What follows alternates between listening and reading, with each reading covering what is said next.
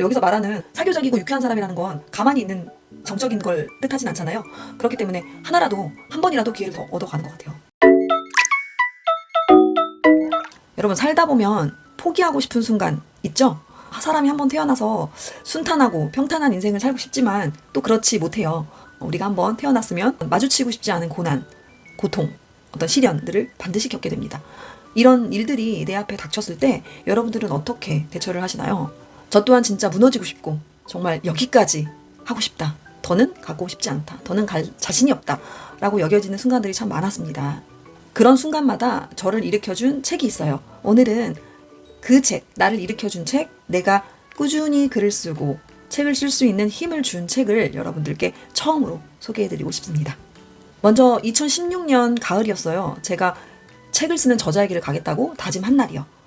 그때 제 재정 상황을 말씀드리면 정말 막막한데요. 지금도 생각하면 아르바이트로 일을 하고 있었고 카드빚이 좀 있었어요.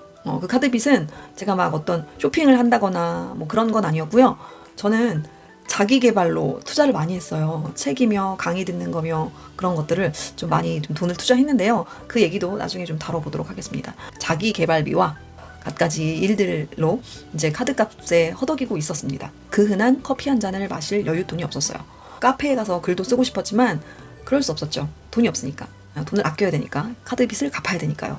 결혼하기 전이었거든요. 제 방 한 구석에서 아침에 밥만 먹고 방으로 들어가서 10시간 이상 책 읽고 글 쓰고 또 아르바이트하고 이런 시간을 가졌습니다. 사실 정말 포기하고 싶었어요. 내가 꼭 이래야 되나? 그냥 회사 들어가서 직장 다니면 매달 월급이 꼬박꼬박 월급이 들어오잖아요. 이렇게 살면 얼마나 좋아. 이런 생각들이 정말 많이 제 안에 들어왔었죠. 포기하고 싶고요. 그리고 솔직히 책 한 권 쓴다고 내 인생이 얼마나 크게 변하겠어? 라는 생각 지금 하고 계신 분들 계시잖아요. 그쵸? 저 또한 그랬습니다. 그래서 정말 포기하고 싶었는데 제가 워낙 그동안 살면서 제대로 이룬 일이 없었어요. 단 한 개도. 이건 더 이상은 안 되겠다. 내가 어떻게든 내 이름으로 된 책을 내서 나도 할 수 있다라는 것을 증명해 보이고 싶었고 성취감도 얻고 싶었고 그 안에서 또 좋은 기회도 얻고 싶었습니다. 물론 중요한 건 저를 위해 늘 기도를 해주시는 부모님 때문에 포기할 수가 없었어요. 학창시절 공부도 잘 못해서 찐따 루저의 삶을 살았기 때문에 부모님께 자랑스러운 딸의 모습을 한 번도 보여드리지 못해가지고 그게 너무 죄송스럽더라고요. 제 과거는 그렇다고 해도 앞으로 이어질 미래만큼은 더 이상 찐따 루저로 살고 싶지 않았습니다. 책이 꼭 성공을 보장해주는 건 아니지만 꼭 해내고 싶었습니다. 오늘 그 시절의 힘든 시절에 나를 일으켜준, 다시 일어나게 해준 책 3권을 이제 소개를 해드릴 텐데요. 혹시 여러분이 아시는 책이며 공감 많이 해주시고요. 처음 보는 책이라고 한다면 꼭 한번 접해보셨으면 좋겠어요. 자, 책 속에 들어갑니다. 첫 번째 책은 보이지 않는 차이입니다. 이 책의 부제를 보면 세상에서 가장 힘이 센 운의 차이예요. 너는 참 운이 좋은 아이야. 내게도 좋은 운이 찾아왔으면 좋겠어. 라는 얘기 많이 하시잖아요. 내게 오는 좋은 운을 바라신다면 꼭 한번 읽어보셨으면 좋겠어요. 조금 읽어드릴게요. 성공을 거둔 사람들은 선택의 기로에 섰을 때 두려움을 극복하고 앞으로 나아갔다. 다른 사람들의 눈치를 보지 않았다. 혹여 선택이 좋지 않은 결과로 이어졌을 때에도 후회하거나 자책하지 않았다. 그들은 그 선택이 다시 굴러 또 어떤 기회를 만나게 될지 알 수 없다는 사실을 인정했다. 미래는 언제나 열려있는 것이다. 그리고 행운은 불확실성 그 자체다. 처음부터 행운인지 알 수 없는 경우가 대부분이다. 처음 맞이해보는 낯선 것이라면 한동안 함께하면서 그것이 결과적으로 행운임을 확인할 수 있을 때까지는 그냥 불확실한 우연의 기회로 보일 뿐이다. 운이 좋은 사람들은 이런 낯선 우연의 기회와 잘 지내는 성향을 가지고 있다. 행운도 낯을 덜 가리는 사교적이며 유쾌한 사람을 좋아한다. 네, 두려움 속으로 기꺼이 들어가는 이야기입니다. 정말 보면은 느끼는 게 이 기회라는 거 있잖아요. 기회가 내가 방구석에 가만히 앉아있는다고 기회가 오나요? 절대 아니죠. 그쵸? 수업이라도 들으시는 분들, 어떤 모임에 참여하시는 분들, 그 책을 읽으시는 분들, 어떤 행사 뭐 이런 데 참여하시거나 뭔가 내가 액션을 취할 때 일어나는 거죠. 그쵸?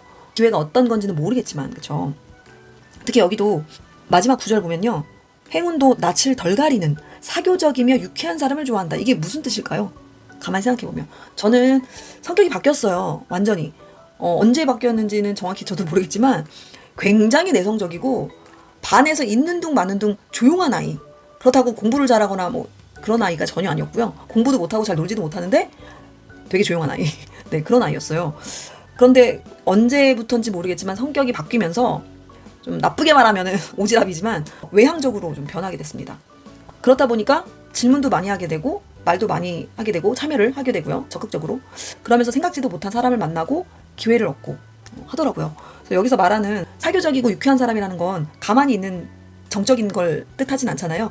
그렇기 때문에 하나라도 한 번이라도 기회를 더 얻어가는 것 같아요. 좋은 운을 얻고 싶으시다면 꼭 한번 읽어보셨으면 좋겠습니다. 상상의 힘이에요. 당신은 어떤 자기 최면에 빠져 있는가? 고요. 제멋대로 펼쳐지는 생각을 통제하는 순간 당신의 인생은 원하는 방향으로 움직이기 시작한다. 네. 지금 제가 소개해드린 책이 맥락은 비슷할 수 있어요. 내가 어떻게 생각하고 어떻게 믿느냐에 따라서 내 인생이 내가 생각한 대로, 내가 바라는 대로 흐른다. 뭐 이런 느낌인 것 같은데 이 책 역시도 제가 정말 많이 읽고 밑줄 친 책입니다. 소개해드릴 문장은요. 미리 구상해 놓은 행동을 상상 속에서 그대로 실행에 옮기십시오. 제일 먼저 해야 할 일은 그 행동을 아주 생생하게 시각화하는 것입니다. 그런 다음 잠에 들면서 의식적으로 자신이 그 장면 안에 있다고 상상하십시오. 얼마나 오래 자는가는 중요하지 않습니다. 짧은 낮잠이라도 상관없습니다. 하지만 그 행동을 생생하게 상상하면서 잠에 들면 상상이 사실로 굳어집니다. 네. 이게 결국 내가 어떻게 상상하고 이 상상이 그냥 뜬구름 잡듯 두루뭉술한 상상이 아니라 확실하게 구체적으로 하는 상상 방법까지 예시까지 나와 있습니다. 저는 뭐 상상의 힘, 시각화의 힘을 사실 믿거든요.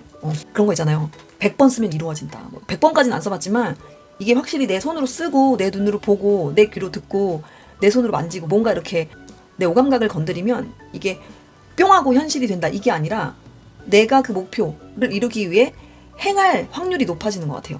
도전, 목표, 어떤 끈기를 가지고 이 행함이 더 잘 되는 것 같아요. 저는 힘들 때마다 제가 상상했던 게 제 이름이 적힌 책이 나왔을 그 순간이에요. 현실에서는 당연히 너무 막막하고 정말 될 수 있을까라는 의심뿐이지만 그럼에도 불구하고 역시나 나도 해낼 수 있다. 구체적인 상상으로 글을 계속해서 쓸 수 있었습니다. 누군가는 상상이 현실과의 괴리를 만들고 더 좌절하게 만든다고 생각할 수 있지만요. 네빌 고다드는 오히려 그 괴리가 나를 앞으로 나아가게 하는 힘이 될 수 있다고 해줬어요. 네. 마지막 세 번째 책입니다. 세 번째 책은 결국 당신은 이길 것이다. 네. 75년간 숨겨왔던 나폴레온 힐의 마지막 유작이고요. 시련은 또 다른 나를 만나는 시간. 이 책은 이거 제가 볼 때마다 놀라는데 그냥 저는 사실 책을 굉장히 깨끗하게 보는 사람이었어요. 이렇게 침도 절대 안 묻히고 깨끗하게 아주 그냥. 그래서 누구 빌려줄 수가 없었어요. 남들한테 빌려주면은 약간 제 마음에 안 들게 반납이 돼가지고 빌려주지 않았는데 요즘에 몇 년 전부터 저는 책을 굉장히 지저분하게 봅니다. 이렇게 내 생각과 또 밑줄 그으면서 아이디어가 떠오르면은 또 아이디어를 기록하기도 하고요. 하고 싶은 말 있으면 또 하고 싶은 말도 기록하고요. 제가 여기서 좀 소개를 해드릴 것은요.